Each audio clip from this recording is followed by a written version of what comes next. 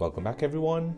In today's video, I want to show you how to change the download location of your Safari web browser on your iPhone or iPad running iOS 15.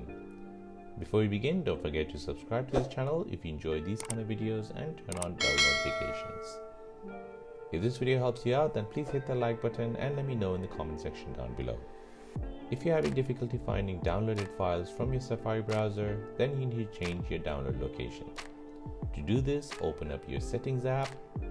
Now scroll down and find Safari and then tap on it.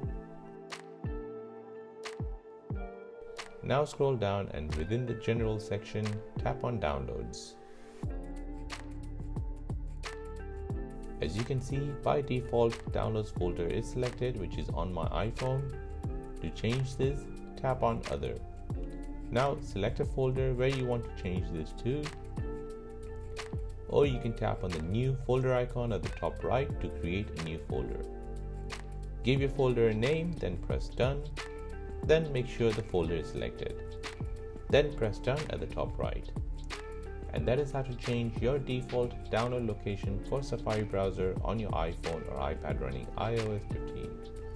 If you have any questions for me, then please leave it in the comment section down below.